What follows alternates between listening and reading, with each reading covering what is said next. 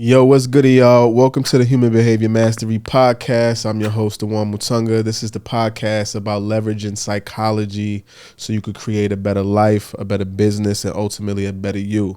Now, I've been saying for some time, and I think we recorded an episode like this, but I really love to do Q&A.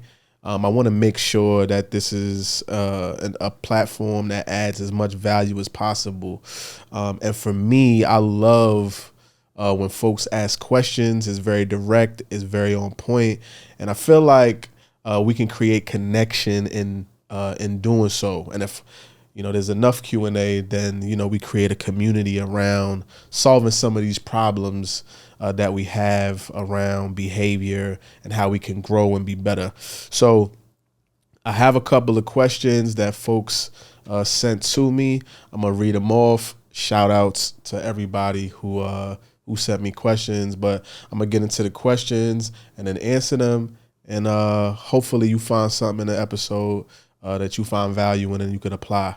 All right, so cool. So the first question, I'm not gonna say who sent it, but the question says, so high D's prefer the quickest way from point A to point B. And if that's true, then why do you often do things the hard way? Air quotes, right? So one, that's a great question. So I'm a 99D. My adaptive is a 95D. So there really isn't much difference, or there isn't much observable difference in my natural and adaptive behavior. Typically, you start to notice a variance or a difference in behavior, with 10 points or more. But high D's are wired for efficiency, right? So they're wired, how do we get from point A to point B as quickly as possible? Now, when people say the hard way, high D's are motivated by challenges. So I would say high D's make up about 9%, 9 to 12% of the population. The rest of the population is going to be risk averse, where high D's thrive off of challenge and thrive off of things of significance, problems of significance. So we're natural problem solvers. So for me, though I do like to be efficient, I do like to move quickly, and I do like to move with rigor and urgency, I also get a sense of, it's almost like my dopamine reward system gets triggered when I see a problem or come across a problem, and I'm going through the process of solving it. And then when I ultimately solve the problem, there's almost like this euphoric feeling, right? So I can understand why folks think on the outside it's doing something the hard way, but it's just the way that a high D is wired. Now, for folks who are high Ds, and I'm speaking to myself as well, I think it's really important to understand that moving quickly is great when you're making the right decision. Just because you're a high D doesn't mean that you make sound decisions. It doesn't mean that you're right. It just means that you prefer and you like to lean into problems, and you like to do so with urgency and rigor. It doesn't make you a good problem solver. It doesn't make you the best decision maker. It doesn't mean that you have to lead or be the boss, right? We're just wired for challenges, which makes us, in my opinion, the most easily manipulated of the bunch. But for me per se, and let me dig a little bit deeper, because I don't just want to give like a I don't know, politically correct or surface answer, but me, right, my lived experience, if I had to analyze that question, I would say that I typically choose the hard way to do something, because subconsciously I have a belief that I need to work and I need to earn something in order for me to receive it. Right. So whenever something just falls into my lap, or there's a blessing that comes out of nowhere, somebody just wants to sow a seed, it does feel awkward for me, because I'm used to having to fight for things, and I'm used to having to struggle for things, and I'm used to having to work hard and earn stuff. And so subconsciously and even consciously sometimes, for me to feel satisfied and for me to feel like, okay, I've earned this, so I deserve this. I feel like I have to work for it. I have to sweat. I have to have some sweat equity involved. And I know that it doesn't need to be that way, but I'm just being honest. That's just how I'm built and how I'm wired. So if you give me like the wall or a door, I might be like, yeah, this wall look real good. I might want to run through that, right? And that's just the nature of it. Now, again, I still want to do so with urgency and rigor. I still want to get from point A to point B. But the way that I feel good, the way that my dopamine gets triggered is I need to go through something and get on the other side of it for me to feel satisfied that that I deserve or that I've earned this or that, I have a right to do this. So yeah, thank you. That was a great question. Yo, what's goody, fam? Listen, I know. I'm gonna let you get back to the episode, but I wanted to take a minute to let you know about the Human Behavior Mastery course. Yes, we have a course that we put together for coaches, consultants, corporate leaders, and entrepreneurs. I know you're listening to the pod and it's all of this numbers and the adaptive and the natural, the D, the I, the attributes. We put together a comprehensive course to walk you through exactly how to understand each one of the personality types, each one of the values, and we're going to show you exactly how to get the most out of each type. What things you need to avoid, what environments to put you in, and what pieces to put around you to be successful. So if you're looking at taking your business, your life, or your relationship to the next level, make sure you go check out the Human Behavior Mastery course. Back to the episode. The next question we have, this is a question from Heather NH97 on Twitter. The first question is, I'd be interested in hearing directly from a D what is most annoying about C's. Now, as a high D, high C's can get on, well, let me speak about me. They can get on my nerves, right? But I do understand that I need high C's. So if you look at the quadrant, the disc quadrant, right? High D's and high C's are both task oriented. So that's the good thing. That's where we work well together. Now, the difference between a high D and a high C is a high D wants to get it done and do so efficiently. So with speed. A high C wants to get it done effectively. So they'll take as much time as they need to take in order to get it correctly. And so because as a high D, I move very quickly and high Ds like to move urgently, there are times where we will, we may drop the ball or may miss a detail or may, not do something in a very thorough way. We're just looking to check a box. A high C is going to correct you. A high C, because they're wired for quality, a high C is wired to adhere to policy and procedure, and they are afraid of making a mistake. A high C is really the anchor of reality in a space, and so they're going to correct you. And for a high D, it's like, well, who you talking to? Like, what you mean?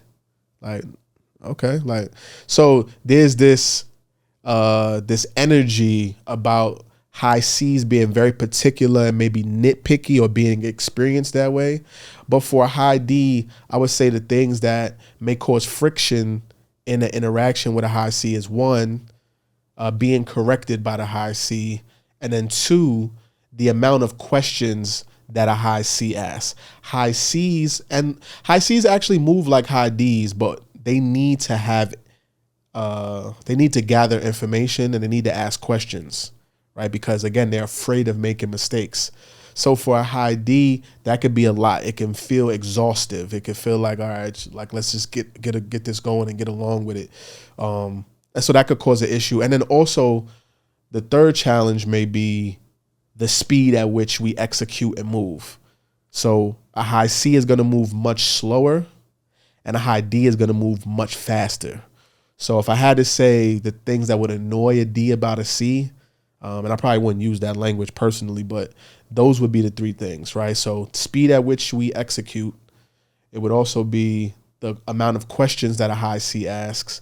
And then also the fact that a high C is going to correct a high D. And that's just something that we're not really interested in. So I appreciate that.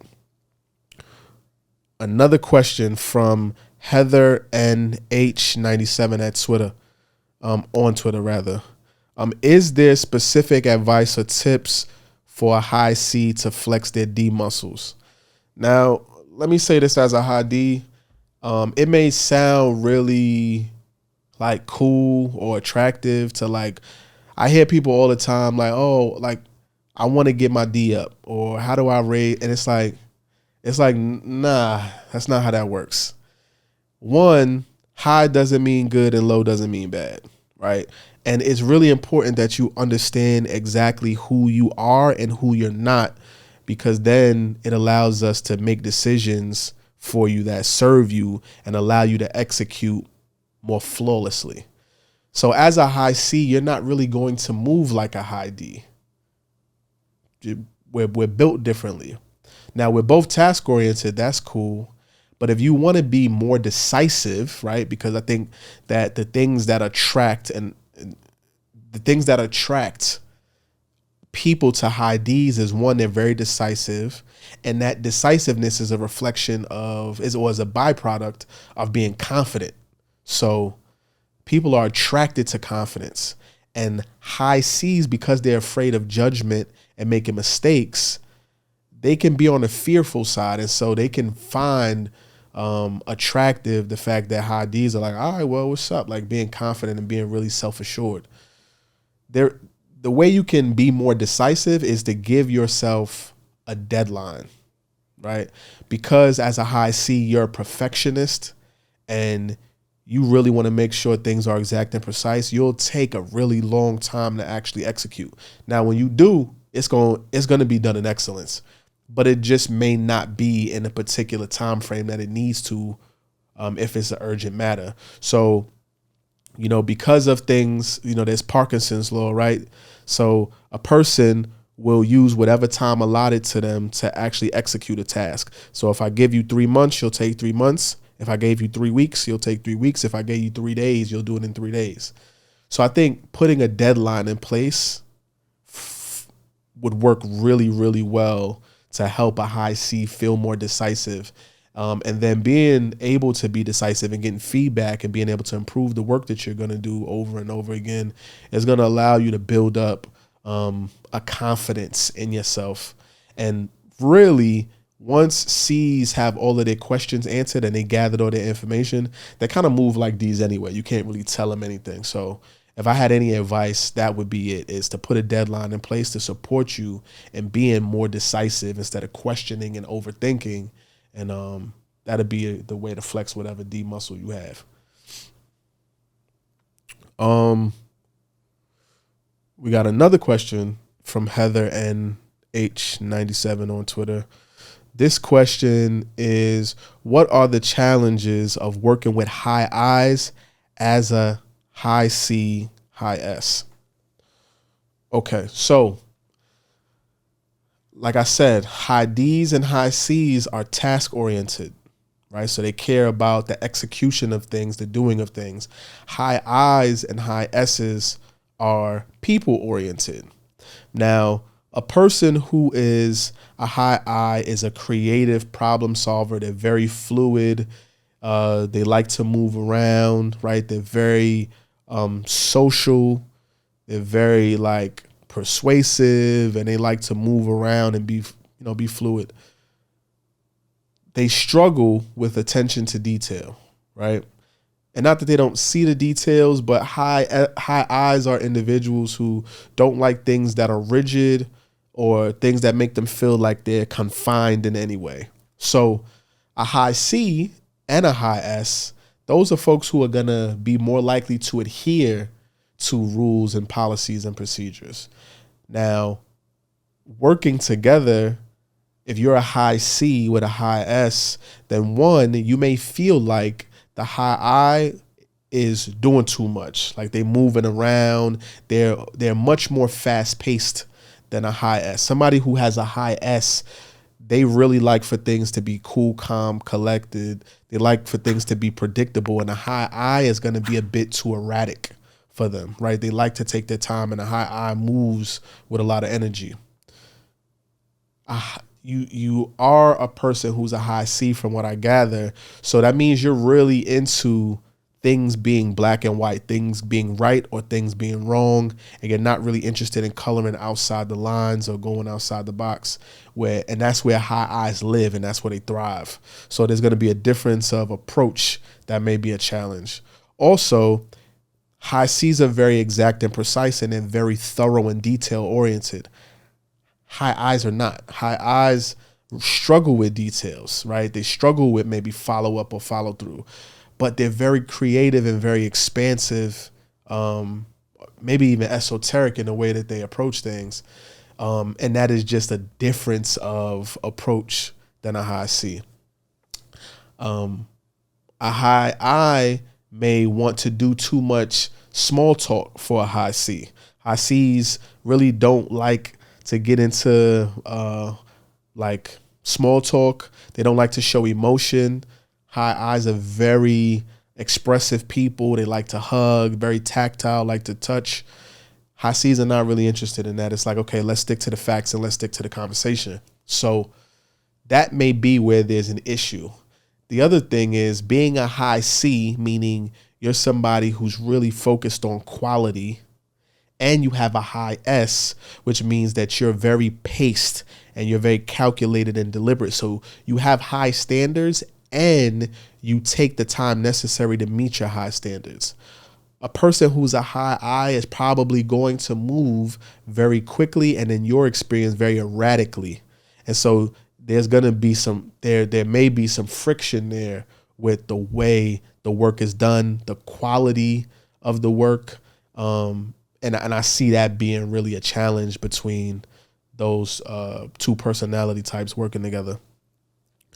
Do have some other questions, but I think I'm going to stop there. Before we get out of here, if you have questions that you want me to answer on the pod, you could send them to me on Instagram, Twitter, whatever. You could drop them in the comments if you're watching this on YouTube. If you're listening to this for the audio experience, I'm at Dewane Mutunga on everything. So at DEWANE MUTUNGA on everything. Send me your questions. Let me know who you are. And like I said, I will pull, we'll answer it on the pod, and we'll share with everybody so we all get the game. But until the next time, I'll see y'all. Peace.